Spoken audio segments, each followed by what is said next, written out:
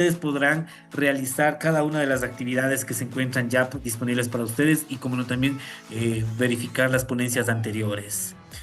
Queridos amigos, vamos ya con nuestro ponente de la tarde de hoy. Para ello, pues me permito presentar, no sin antes también mencionar que a todos aquellos quienes forman parte del evento se hacen acreedores a esta aula virtual y también a una masterclass que justamente estaremos llevando a cabo la próxima semana. Esta masterclass con certificación por 10 horas académicas, que es una doble certificación para todos aquellos quienes formaron parte de la certificación en este evento. Queridos amigos, la masterclass que tendremos la próxima semana estará enfocado a sobre el liderazgo VICA en el tema de pedagogía.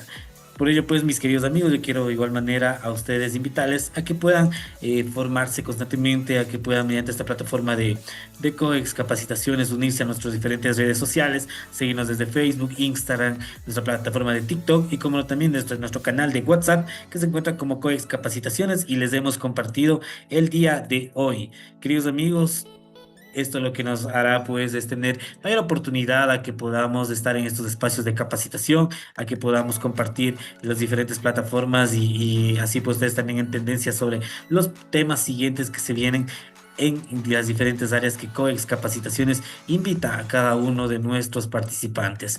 Amigos, este es el premio que ustedes tendrán en la masterclass. A su vez también lo estaremos realizando el día de mañana. El sorteo de estas órdenes de consumo que muy amablemente, gracias a la empresa Pogati, con cual tendremos convenio a nivel nacional. Y pues bueno, les daremos llegar un pequeño presente, una pequeña muestra también de nuestro cariño a ustedes en el momento que les otorguemos la certificación.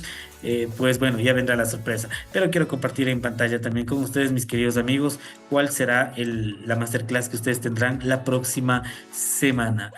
Mis queridos amigos, les comparto en pantalla y les invito por favor a que puedan agendarse a todos aquellos quienes optaron por la certificación de igual manera en este magnífico evento, a que ustedes puedan formar parte de esta charla magistral, especialmente el 2 de abril a las 8 de la noche, Liderazgo Vica e Innovación Educativa con el máster Cristian Chávez, que estaremos llevando a cabo con una persona que está bastante formada en estas áreas, en estos temas, que nos ha demostrado de igual manera gran profesionalismo y sobre todo, vaya, su trayectoria que ha permitido que así sea. Bueno, queridos amigos, vamos a presentar a nuestro experto de esta jornada. Me permito, pues, con ustedes invitar y que me acompañen. Bueno, mientras tanto, confirmamos en pantalla si es que podemos chequear la información que estamos en este momento compartiendo. Me permiten, por favor, mientras compartimos el perfil de nuestro experto.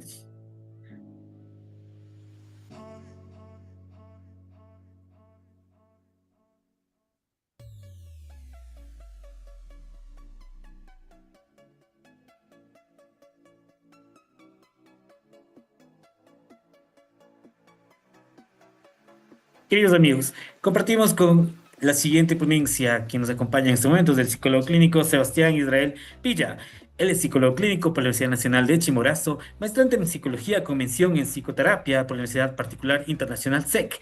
Realiza de igual manera consultoría psicológica privada a niños, adolescentes y adultos jóvenes. Psicólogo en la unidad educativa Vygotsky, y de igual manera es un mérito que este gran personaje que nos acompaña ha sido líder estudiantil en sus diferentes etapas y becario por mérito académico de la UNACH y graduado con distinción magna cum laude, obteniendo la más alta calificación de su promedio. Hoy justamente compartiendo un tema de su campo diario, de su diario vivir, que es la conexión crítica del acoso escolar a la ideación, protocolos para intervenir en la desesperanza aprendida y prevenir la autolesión derivada en el maltrato relacional. Damas y caballeros, en este momento por favor invito a que nos acompañen con nosotros el psicólogo Sebastián Villa. Sebastián, muy buenas tardes, bienvenido a la plataforma de COIN. En este momento, de igual manera, voy a nombrarle como coanfitrión para que tenga las habilidades. Me confirmó igual usted que le comparta sus diapositivas. Con mucho gusto, en este momento procedo a compartir la presentación y aquí gustoso de poder compartir en esta tarde de capacitación. Perfecto, Sebastián, le escuchamos todo el público. Bienvenido y muchas gracias por estar acá. Buenas tardes, Juan Carlos. Buenas tardes a todos. No sé si logran escucharme bien. Me confirman, por favor, si logran escucharme.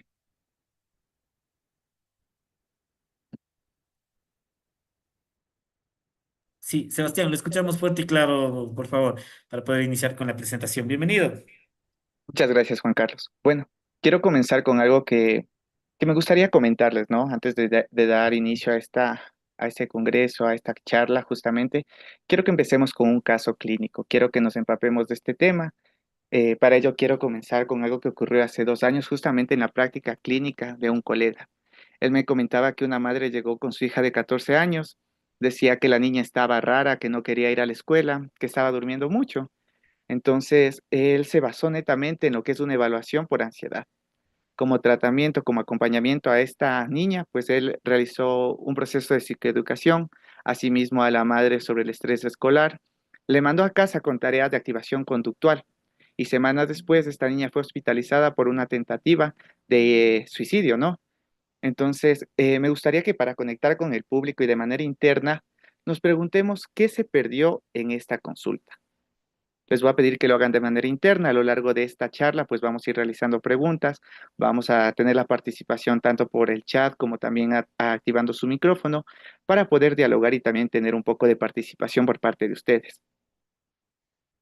Bueno, me presento, ¿no? Ahora con esta introducción. En la siguiente diapositiva, como ustedes pueden ver, mi nombre netamente es Sebastián Villa, trabajo con niños, adolescentes, adultos jóvenes en psicoterapia. Gracias a Juan Carlos por su presentación, creo que no es necesario volver a realizarla. Y bueno, para iniciar, quiero mencionarles algo muy importante. Juan Carlos, ayúdeme con la diapositiva anterior. Antes de comentarles cuál fue la falla principal que tuvo este psicólogo, bueno, este colega, necesito que vayamos analizando, ¿no? Y que nosotros mismos nos preguntemos, ¿qué creen que falló en él? ¿Qué creen que fue lo que a él le faltó para que evitar esta ideación, este intento suicida? Sean honestos con ustedes mismos para que así podamos tener una mejor participación. Quiero comentarles que cada uno de nosotros siempre atendemos estos casos de manera tal vez inconsciente. Muchas de las veces vienen a nuestra consulta niños por supuesta ansiedad, por depresión, porque sienten malestar físico, pero en realidad esto tal vez puede ser una cobertura de un acoso escolar que están atravesando y que los lleva justamente a esta ideación suicida. De hecho, la literatura nos dice que a nivel de las investigaciones, el 63% de los adolescentes con ideación suicida tienen un historial de acoso escolar o son víctima de algún tipo de violencia por sus pares. En este sentido, nosotros como clínicos deberíamos tener en cuenta que el problema no es que nos equivoquemos. El problema es que muchas de las veces no conocemos en realidad cuál es el puente entre el acoso y la ideación. Perfecto. Vamos a continuar entonces. Para entender qué es el acoso y por qué lo lleva a la ideación suicida, la siguiente, por favor, Juan Carlos. Necesitamos entender el mecanismo y más allá de los síntomas, el porqué de esta reacción o el porqué de los chicos buscan este tipo de situaciones. Seligman la llama como la indiferencia aprendida, cuando el organismo recibe múltiples mecanismos negativos repetitivos y que para ellos son inescapables. Su cerebro aprende que no importa lo que haga, pues nada cambiará. ¿A qué quiero llegar con esto? Un adolescente que es víctima de un acoso crónico, de un acoso persistente, de un acoso que tal vez se da de manera repetitiva, hace que este acoso se normalice y sea de silencioso. Cada día que va a la escuela y recibe maltrato, cada día que los adultos no lo detienen, no paran este tipo de acoso, confirman una narrativa en él, que es que nada va a cambiar en la escuela y que no tiene solución, que este acoso nunca va a parar y que muchas de las veces yo tengo algo malo que provoca que las otras personas actúen así conmigo. Esa narrativa justamente es la desesperanza aprendida. Y esta desesperanza aprendida es el puente hacia la ideación suicida. Como podemos ver, ¿no? En nuestra diapositiva existe un diagrama en el cual nos menciona cuáles son los puntos a los que tal vez nuestro estudiante, nuestro cliente, nuestro paciente atraviesa para poder llegar a esta ideación, a esta circunstancia en la que los lleva a cometer una conducta suicida. Para hacerles un resumen, y tal vez es algo que les va a servir en su práctica clínica, un acoso crónico conlleva a una activación a nivel de su cerebro. Como les decía, esta aprensión, esta afectación inconsciente hace que el paciente tenga una indefensa, perdón, aprendida que genera una desesperanza cognitiva. Este es un túnel muy grave del cual él no puede salir y lo lleva a tener una ideación primero pasiva, primero los pensamientos, primero tal vez el autorreprocharse a sí mismo y en lo posterior esta ideación que se activa y se convierte ya en un riesgo inminente. Se dice de hecho que a nivel de la neurobiología, el acoso crónico activa repetidamente el hipotálamo y todas estas funciones o estas áreas del cerebro. Es decir, acá se activa el cortisol, se eleva de forma sostenida, con efectos documentados sobre el hipocampo principalmente. Donde más se ve afectado el adolescente es netamente en la regulación emocional, en la capacidad que él tiene para tal vez crear o imaginar futuros alternos donde sí existe una solución. Dicho de otro modo, el cerebro del adolescente víctima de bullying tiene literalmente más dificultad para ver las cosas y que en una forma en la que pueda cambiar. Esto no quiere decir que el adolescente, el niño, la víctima, se vuelve una persona sumamente negativista. Tampoco es un drama, no es una manipulación. Es la parte de su cerebro que se acostumbró a un trauma relacional. Es esa información que cambia cómo evaluamos nosotros a nuestros pacientes. Si nos quitamos tal vez este estigma, esta idea de que es un llamado de atención, de que quieren tener en cierta forma una victimización, pues nosotros vamos a realizar nuestra práctica clínica de mejor manera. En la siguiente diapositiva justamente vamos a identificar las tres señales clínicas que nos dicen que un adolescente está siendo víctima en consulta y que deben encender nuestro radar suicida de manera inmediata. La primera alarma es el conocido, no, ya no importa. Ellos en definitiva no lo dicen de esa forma, pero hablan de actividades que antes disfrutaban como si ahora en realidad fuera algo más de su día común. En los niños, por lo general, un gusto que siempre van a tener es el fútbol, el dibujo, los amigos. Entonces, este estado en el cual para ellos viene a definirse como ya no importa, es en nuestra práctica clínica lo que conocemos como anedonia. Pero en un contexto de acoso tiene un peso específico y muy significativo. Otra alarma que nosotros debemos tener en cuenta es la percepción de ser una carga. De hecho, Thomas Jainer nos decía que exactamente en sus documentos existe la teoría interpersonal del suicidio, en la cual el adolescente víctima de bullying aparece con frases disfrazadas. Todo estaría mejor si yo no viviera. Todo estaría mejor si desapareciera. Soy yo el problema de la familia. En muchas de las veces lo dicen con un humor disfrazado. Hay que tener en cuenta otra alarma, la tercera alarma que para nosotros debe ser sumamente importante, y es el silencio sobre el futuro. El adolescente sano siempre habla planificando qué es lo que quiere a futuro, qué planes tiene, qué quiere conseguir. En un adolescente que ha sido víctima de bullying, él no va a realizar planes a futuro. Existe una desesperanza, no menciona en sí el futuro. Su horizonte temporal empieza a contraerse y se empieza a centrar únicamente en su presente y en cómo sobrevivir. Entonces es importante que nosotros en nuestra práctica clínica realicemos preguntas como ¿cómo te imaginas tu vida dentro de un año? ¿Cómo te imaginas tu vida cuando tal vez llegues a a la universidad?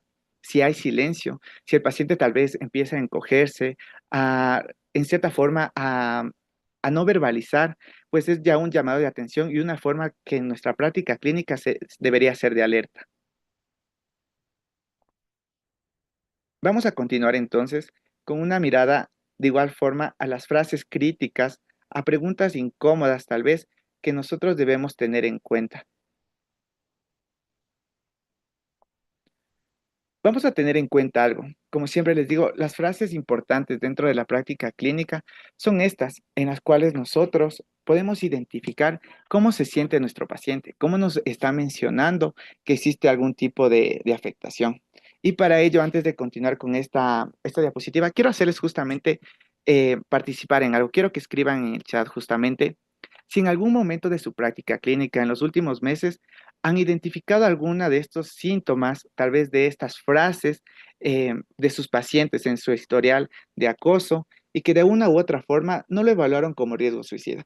Solo quiero que coloquen frases que tal vez ustedes identificaron como posibles alertas. Vamos a tener un minuto para que ustedes puedan interactuar y podamos ver de qué forma estamos siguiendo esta conferencia.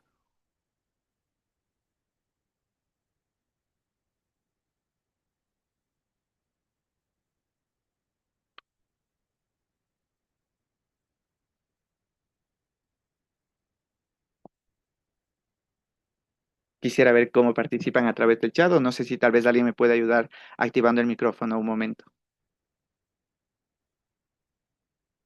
Con mucho gusto, si alguien desea aperturar su micrófono, no hay problema, puede hacerlo. Y los que puedan hacerlo por chat también lo pueden escribir en este momento, por favor. Bueno, mientras continuamos con la participación a través del chat, quiero también mencionarles algunas de las frases reales que en nuestro entorno se han normalizado muchísimo y que suelen tener mucho daño en lo que respecta a este tipo de situaciones. Voy a esperar a ver si tal vez tenemos la participación. Sí, bueno, justamente por aquí nos dicen, déjalo ahí solo, está haciendo drama o se hace la víctima. Justamente es algo muy importante en este tipo de, digamos, normalización de las conductas en las cuales el chico se siente como con desesperanza, se siente sumamente débil o se siente en cierta forma invalidado.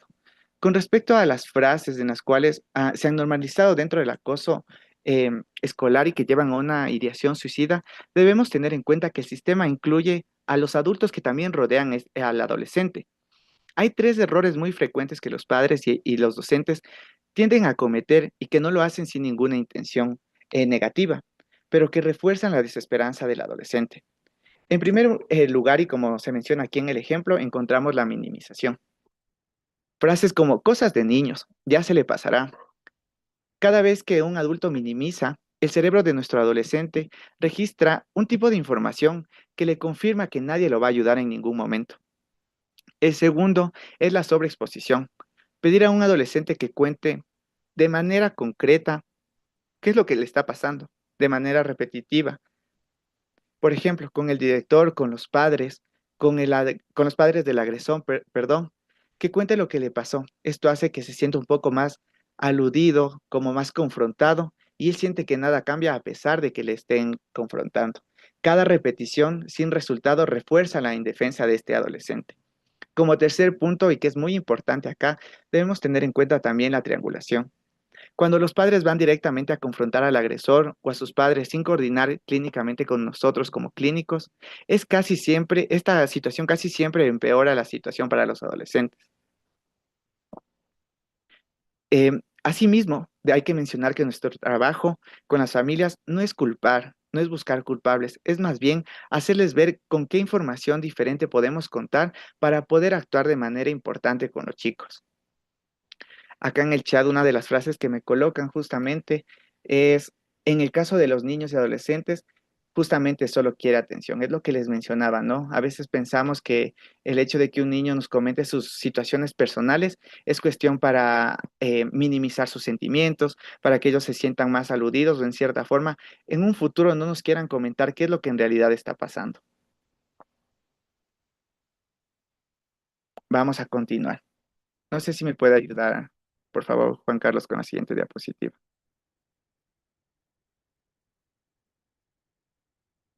Perdón, Sebastián, no es esta, es la siguiente.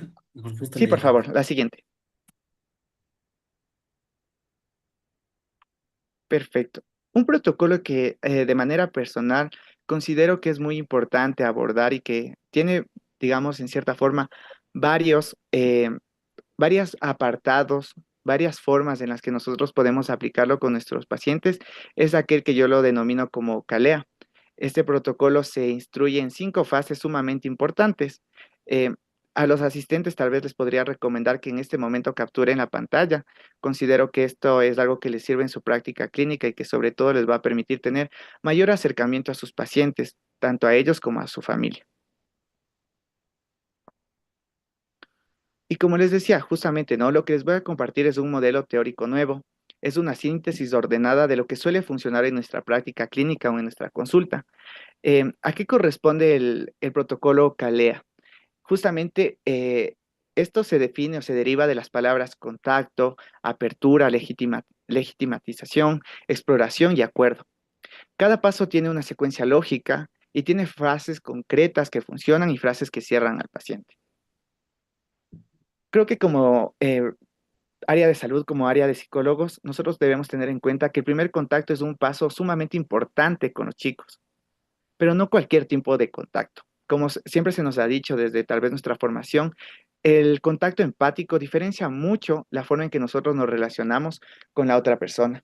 Permite entender cómo se siente nuestro paciente. Con un adolescente justamente maltratado que ha sido víctima de bullying repetitivamente por sus pares y que posiblemente fue ignorado con los adultos, esta frase o este acompañamiento nos permite que se sienta más escuchado. Frases como te entiendo, de personas eh, similares o que tal vez nosotros podemos realizar, permiten un cambio notorio. Lo que funciona principalmente es entenderlo, comprenderlo, ponerse tal vez en cierta forma al nivel de ellos para que se sientan escuchados y que sientan que lo que están viviendo es real. No es necesario hacer que ellos nos describan, como les mencionaba en un principio, constantemente lo que sucede, porque para ellos es agotador.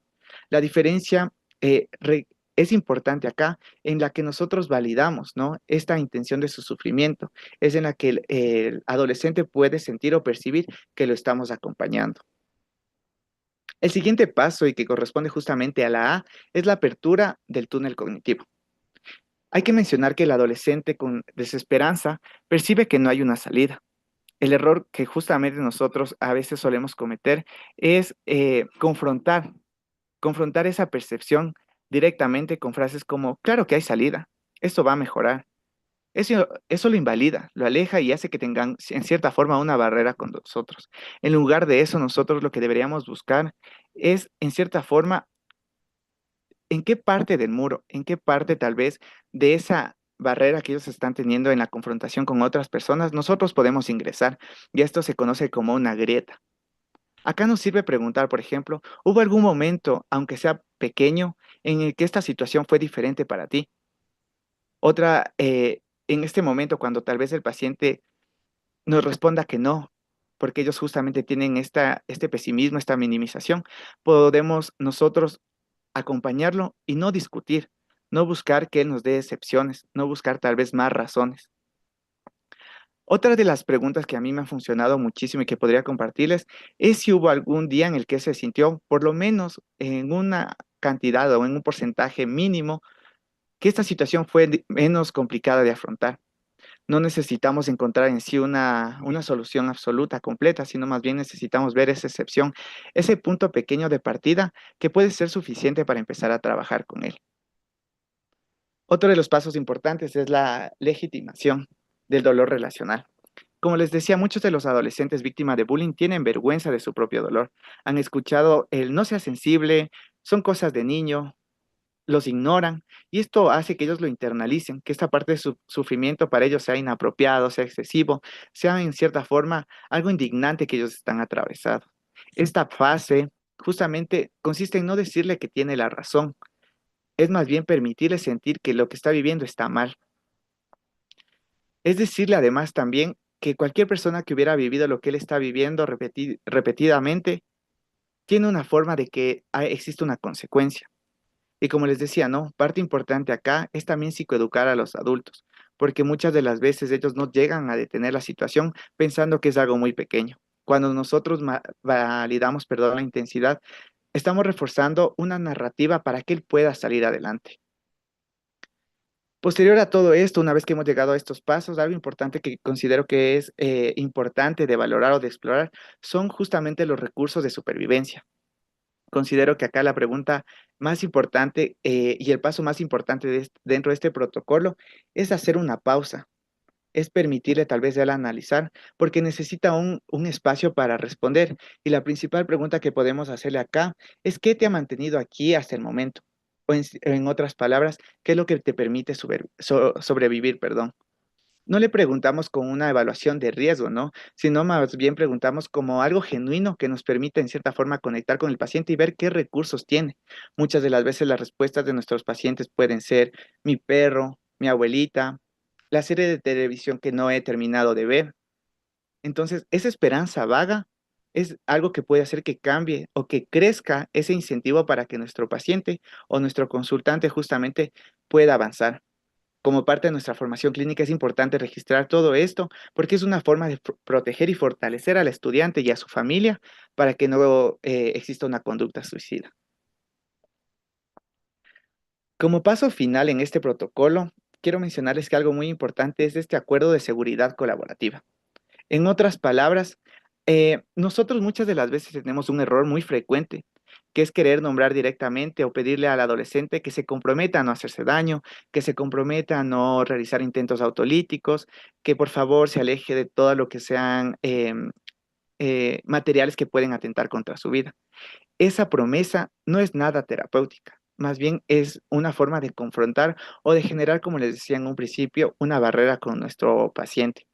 Si el adolescente considera que no puede cumplirla, se va a sentir más vergonzoso y va a tener uno de los puntos más negativos en su vida de decir, incluso esta promesa no la puedo cumplir". Un acuerdo de real que puede hacer que se comprometa nuestro paciente y que es sumamente diferente es justamente lo que les decía, ¿no? ¿Qué vas a hacer en los próximos 3 meses? ¿Qué vas a hacer tal vez en tu escuela? En un porcentaje del 1 al 10, ¿cómo te sientes en esta sesión? ¿Qué te parece si hoy sí tuviste un 8%, un 5%, pero para la próxima sesión avanzamos y tenemos un 9%? Nosotros de aquí estamos generando un compromiso inconsciente para que él pueda ver planes a futuro. Entonces, acá otras actividades que nos funcionan muchísimo es, ¿por qué no proponer que justamente si él nos decía algo que me mantiene todavía acá, que me ha permitido continuar es mi abuela, comprometerle a que tal vez realice llamadas a diario, a que salga a caminar con su perro, a que envíe un mensaje a su terapeuta, tal vez en un buenos días. Esto también genera un tipo de rapport y de conexión que hace que el paciente pueda cumplir con este acuerdo de manera concreta y desde un punto personal, no más bien como una obligación. Eso sí llega a funcionar. Vamos a continuar, por favor. Algo importante que considero que es bueno abordar acá son una distinción fundamental entre lo que nosotros queremos hacer y lo que queremos decir. Antes de hablar nosotros de prevención de suicidio, de autolesiones, necesitamos hablar justamente de la práctica clínica, de cómo nosotros llevamos nuestros procesos terapéuticos, porque muchas de las veces no se trata tanto de la autolesión, de la función o de cómo vamos a tratarla, porque es el error más repetitivo que nosotros solemos tener. En los adolescentes hay que tener en cuenta que la autolesión es una forma o una estrategia de regulación emocional. Muchas de las veces el hecho de cortarse, de agredirse físicamente, para ellos, entre sus palabras, tiende a interrumpir el desgaste emocional. Muchas de las veces incluso debemos tener en cuenta que cuando hay este tipo de situaciones de ideación suicida, solo se queda en la ideación, más no en la intención de morir. Como les decía, hay un alivio espontáneo, momentáneo, que llega a ser soportable, que ellos prefieren antes que el emocional. En otros adolescentes donde la autolesión sí tiene una función suicida, es importante hacer un ensayo, una autoexploración del dolor, ver de qué forma tenemos nosotros recursos, materiales, familia, apoyo, factores protectores para que esta situación no llegue a suceder importante. Justamente hablaba con uno de mis compañeros y ellos me decían, ¿cómo nosotros vamos a tener dentro de nuestra consulta, el primer contacto, en la primera entrevista, un test, no sé, una batería psicológica que evalúe este riesgo suicida, esta afectación a nivel de que quieran intentar atentar contra su vida? Y justamente les decía, a través de nuestras preguntas, a través de la primera entrevista, como ellos mencionan, es importante que nosotros podamos conocer al paciente. No es necesario tener un instrumento formal. Dentro de nuestra consulta podemos realizar, a mi parecer, 4 preguntas sumamente importantes. ¿Te has lastimado a propósito en las últimas semanas? Otra de las preguntas puede ser, ¿fue para sentir algo o para dejar de sentir algo? La tercera pregunta podría ser, en algún momento de eso, de esa situación en la que te lastimaste, ¿había una parte de ti que quería que fuera más grave o que quería seguir con vida? Estas ideas, estas preguntas nos permiten también evaluar el contexto en general y ver esa esperanza que él tiene. Y la cuarta herramienta o cuarta pregunta que suele ser muy importante es justamente de manera indirecta, ¿no? Sin ser tan confrontativos o quitar ese espacio personal, preguntarle si en casa tiene acceso a medidas que podría él utilizar para hacerse daño severo. Esta evaluación tiende a ser un poco más rápida, tiende a ser un poco más menos confrontativa y hace que nosotros podamos buscar características o herramientas que podamos implementarlo en lo posterior. Algo importante que también quisiera mencionar es y que considero que nuestros pacientes siempre buscan en sus terapeutas es la parte de la confidencialidad.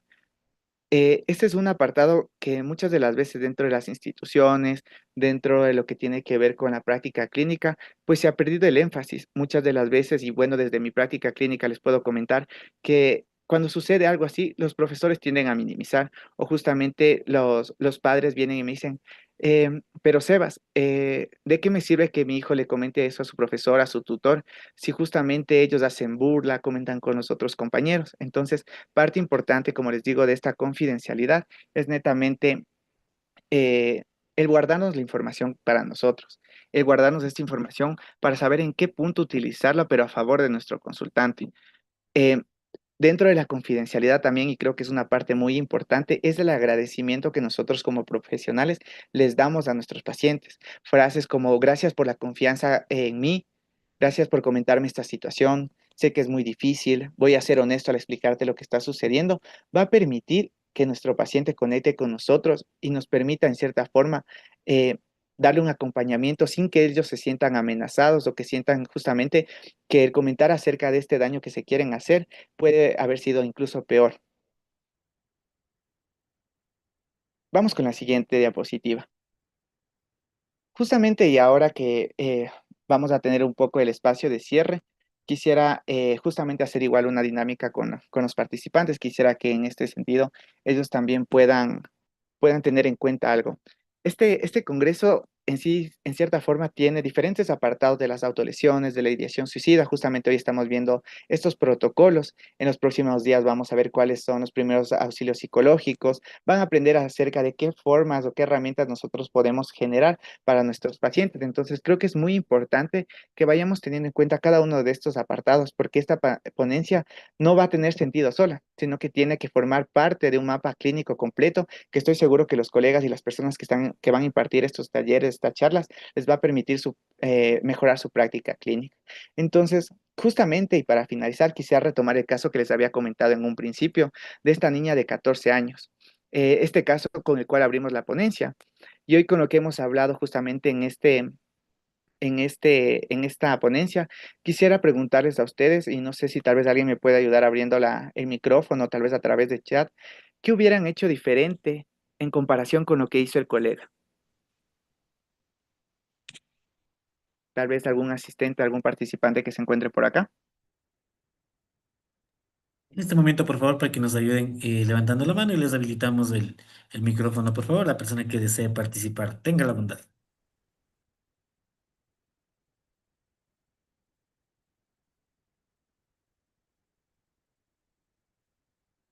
Por acá nos Ya, dice perfecto. Valentina.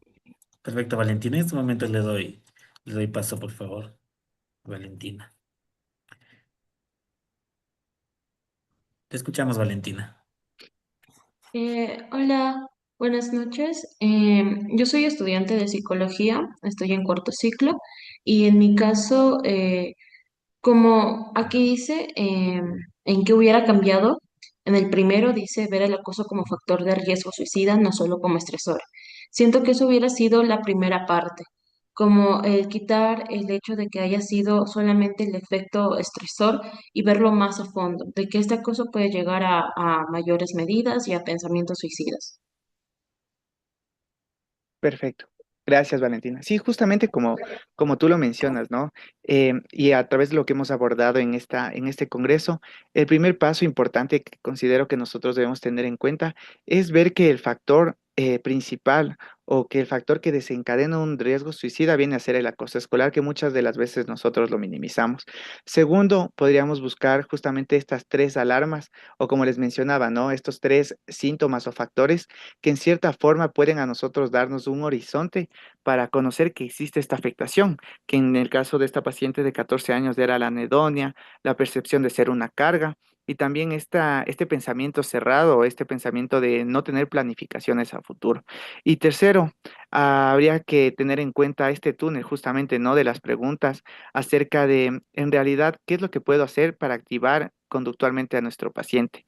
Al mismo tiempo, tener en cuenta qué habilidades nosotros podemos implementar en este marco de la intervención y ver de qué forma nuestra relación terapéutica puede ayudarnos en la consulta con nuestro paciente y con lo que vamos a realizar a continuación. Bueno, Algo que también quisiera pedirles y que tal vez sé que como colegas, como parte de esta formación tan hermosa que es la psicología, es que a partir de esta charla, eh, nosotros deberíamos también valorar en qué punto o en qué tres aspectos, desde mi punto de vista, de manera, digamos, pequeña, podemos realizar cambios en nuestra práctica clínica. En qué apartados tal vez nosotros estamos aún, en cierta forma, con desafíos, qué pasos, qué protocolos, qué actividades podemos mejorar. Entonces, acá les dejaba una tabla justamente para que ustedes lo puedan realizar. Por cuestión tiempo, estoy seguro que lo van a hacer de manera personal, a través tal vez de su teléfono, de una libreta, y considero que la parte importante, como les decía, es siempre acompañar al paciente, al estudiante, desde un punto de vista en el que nosotros no culpabilicemos, no minimicemos y que sobre todo le demos en cuenta que la adolescencia es una etapa donde los chicos atraviesan diferentes cambios evolutivos. Hay una frase que me gusta mucho y que la había leído hace unos días, que si nosotros entendiéramos la importancia de la niñez, la adolescencia, entenderíamos el porqué de las consecuencias de la vida adulta. Entonces, quiero agradecerles justamente por esta oportunidad, por el hecho de permitirme estar acá conversando, dialogando y darles a conocer un poco de lo que tal vez nosotros nos venimos preparando, conociendo. Creo que la parte principal de nosotros como psicólogos clínicos es la preparación constante. De mi parte, les agradezco muchísimo por la atención, por este momento y bueno, no sé, Juan Carlos, tal vez alguna otro apartado que tal vez podamos abordar.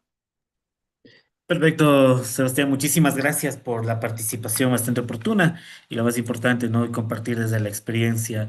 Bueno, tenemos una sugerencia, Viviana nos dice, Viviana Moreno, sí. Bueno, tomar en cuenta la edad que tiene la paciente, ya que en la adolescencia, pues los adolescentes mayormente se ven bastante afectados por la opinión externa, entre otras cosas, nos menciona Viviana. Queridos amigos, en este momento, por favor, vamos a la ronda de preguntas. Si ustedes tienen dudas, inquietudes, por favor, lo pueden realizar en este momento. Mientras tanto, de igual manera, gracias a todos ustedes quienes están pues dentro del evento. Nos dicen desde www.capacitacionescoex.com, nos dice muchas gracias, excelente información. Perfecto, muchas gracias a ustedes también. Permítanme revisar las otras plataformas, por favor, para que podamos de igual manera complacer a todos nuestros participantes quienes están dentro de la misma. Perfecto. Bueno, gracias igual a todos los chicos quienes se están uniendo también a estas horas de la tarde. Sé que de pronto las labores no les permitió unirse desde un inicio. Recordarles también que esto quedará grabado en nuestra plataforma de COEX para que puedan ustedes también tener a retroalimentación la información que nos han compartido en esta jornada. Perfecto. Sebas, bueno, mientras tanto, pues de igual manera, poder hacer la siguiente pregunta hacia usted.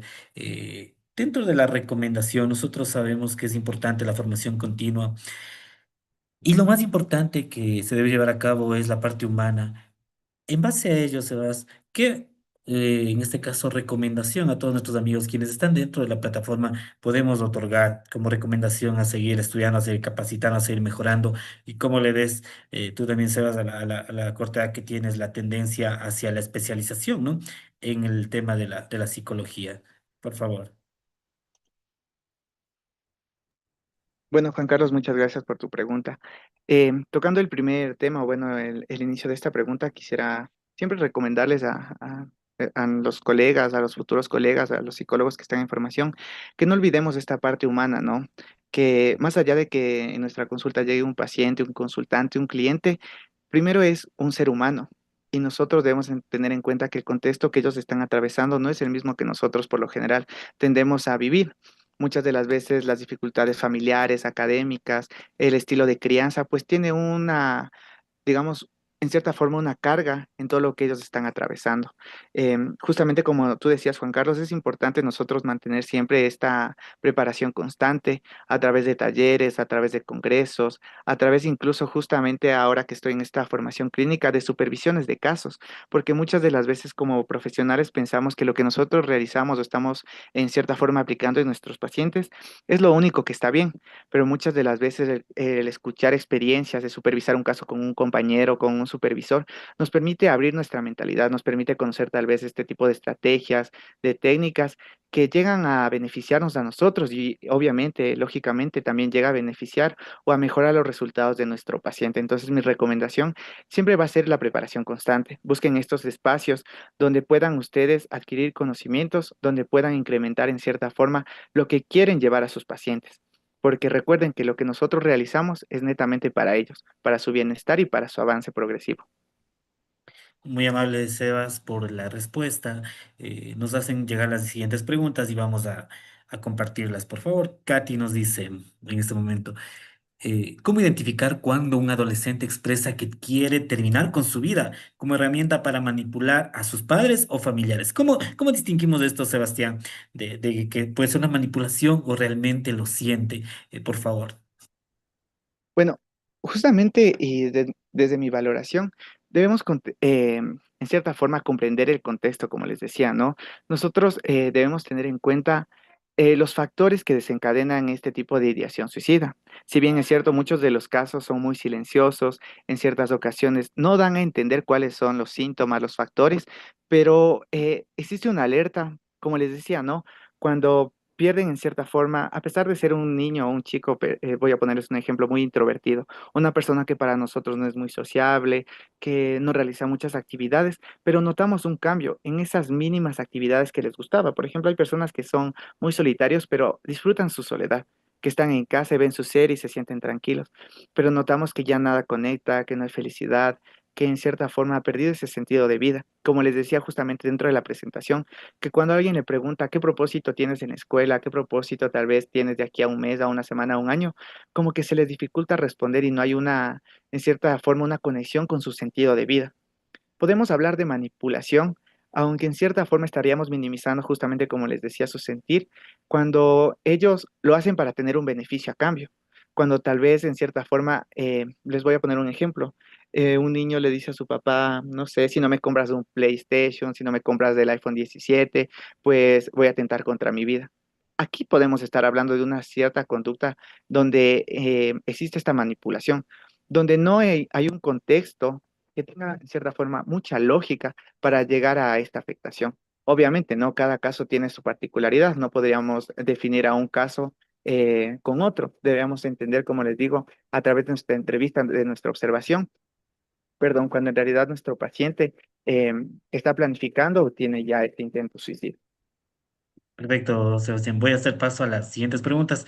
Más que nada, porque también tenía unas preguntas, pero bueno, vamos primero con las, con las que nuestros participantes, por favor, nos hacen llegar. Dianita nos dice, relacionándolo con el tema, me gustaría saber cuál es su opinión sobre la idea de que el que se quiere suicidar no avisa. Bueno, bajo mi formación y bajo lo que he visto, ¿no? Les puedo comentar justamente en la institución donde yo trabajo, considero que podría ser un tabú, porque muchas de las veces, o en la mayoría de las veces, los pacientes tienden a dar señales.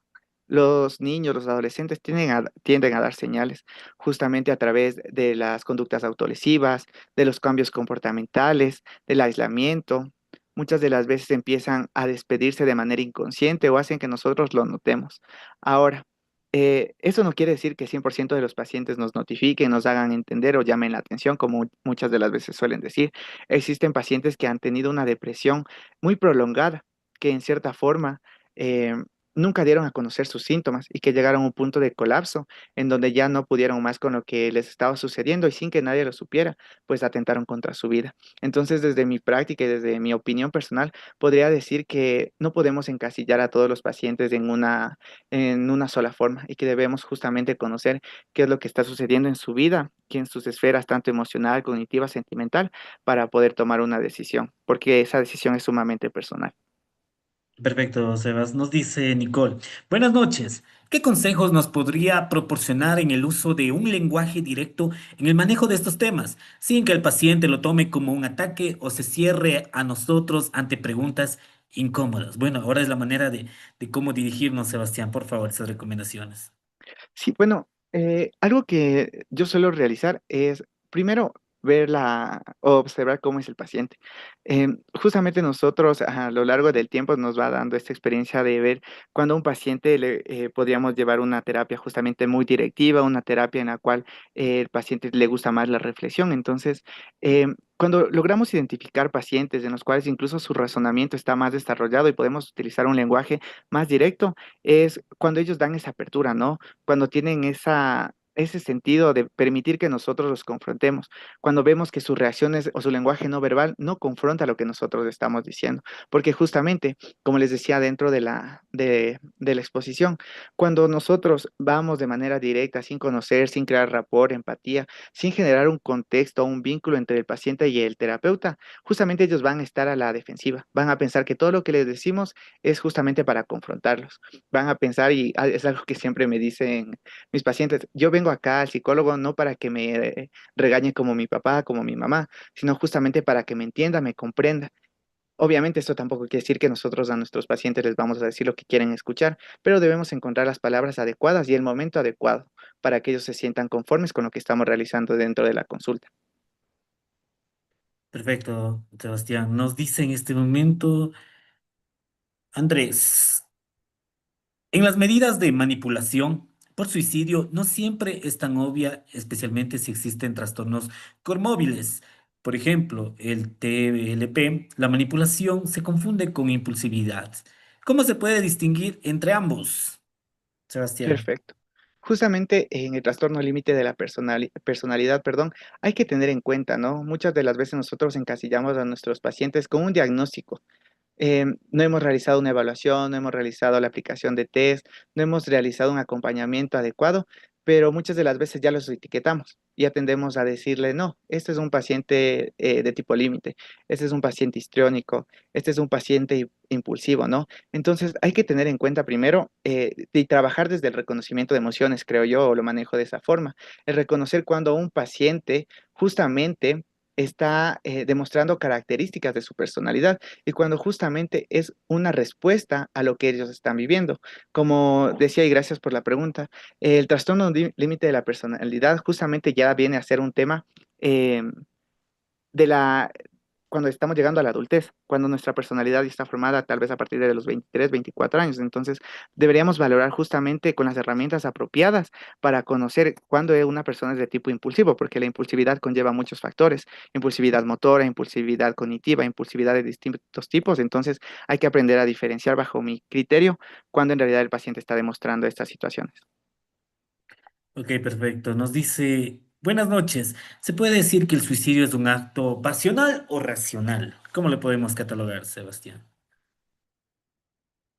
Desde mi punto de vista, considero que el suicidio en cierta forma es racional, porque una persona que llega a cometer esta situación ya lo planificó, ya tuvo primero un pensamiento, luego ya se volvió repetitivo, luego llegó a la planificación y justamente después de todo lo que tuvo que vivir, todo lo que tuvo que afrontar, pensar, lo conlleva a esta situación, a este accionar justamente de atentar contra su vida. Perfecto. Bueno, nos dice Andrés Mora, que nos hizo la pregunta anterior, nos dice, no, me refiero con un diagnóstico definitivo de TLP. Eso nos menciona. No sé si de pronto le complementó hace un rato, Sebas, si no, nos hace como que una, no sé, una pregunta. No sé si tal vez podría reformularme la pregunta, me A perdí un ver. poco entre el Sí, contexto. sí. Bueno, Andrés Mora nos preguntó, en las medidas de manipulación por suicidio, no siempre es tan obvia, especialmente si existen trastornos comórbiles, por ejemplo, el TLP. La manipulación se confunde con impulsividad. Ahora la pregunta es, ¿cómo se puede distinguir entre ambos? Pero a su respuesta, Sebastián, Andrés nos mencionó, no, me refiero con un diagnóstico definitivo de TLP, o sea que el diagnóstico de TLP ya está confirmado. Dejaría de ser un etiquetaje, nos pregunta. Perfecto.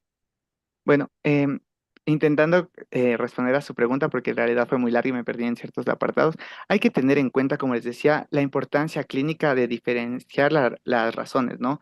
Llamarlo manipulación a este trastorno límite o al TLP justamente es encasillarlo, es en cierta forma minimizarlo. Hay que tener en cuenta que en este cuadro clínico, las reacciones de manipulación tienden a ser por el rechazo, por la desconfianza, por la confrontación negativa y llamarlo impulsividad orienta a que este dolor sea justamente en cierta forma minimizado. Las conductas en un entorno de manipulación hay que tener en cuenta que en cierta forma son amenazas. En el TLP las